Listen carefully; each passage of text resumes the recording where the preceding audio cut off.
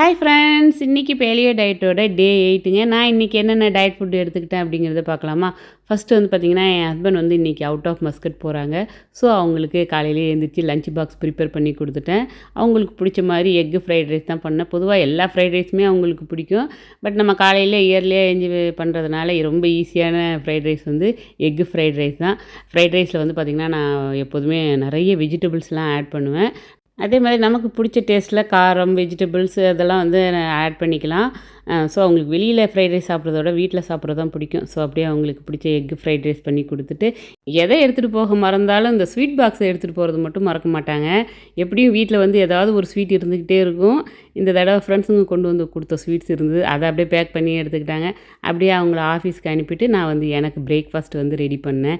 இன்றைக்கி நான் பிரேக்ஃபாஸ்ட்டுக்கு என்ன பண்ணேன் அப்படின்னு பார்த்தீங்கன்னா, மிக்ஸ்டு கலர் இந்த கேப்சிகம் எல்லாமே இருந்ததா, ஸோ அப்படியே வந்து 2 எக்கை போட்டு அப்படியே ஆம்லேட் மாதிரி தான் ஃபஸ்ட்டு ட்ரை பண்ணேன்.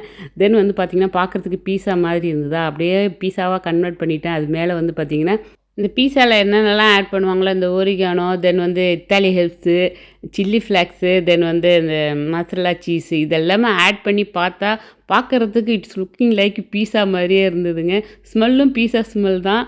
சரி, எனக்கு வந்து டிஃபிகல்ட்டாக இருந்தது என்னென்னா, தோசைக்கல்லேருந்து இந்த ஆம்லேட்டை வந்து உடையாமல் எடுக்கிறது தான். அதையும் எடுத்துகிட்டு அந்த மேலே இருந்த சீஸ்லாம் வந்து அப்படியே மெல்ட் ஆகிறதுக்கு ஒரு 1 மினிட் வந்து ஓவனில் வச்சு எடுத்தேங்க.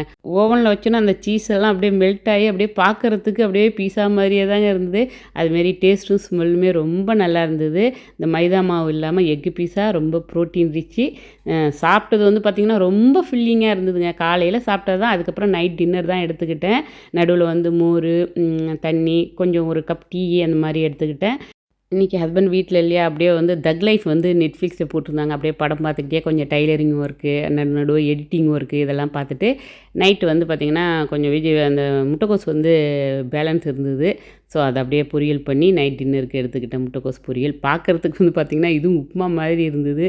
ஓகே ஃப்ரெண்ட்ஸ், இன்றைக்கி டே ஃபுல்லு நான் எடுத்துக்கிட்ட ஃபுட்டு வந்து உங்களுக்கு ஷேர் பண்ணியிருக்கேன். நெக்ஸ்ட் வீடியோவில் மீட் பண்ணுவோம். பாய். தேங்க்ஸ் ஃபார் வாட்சிங்.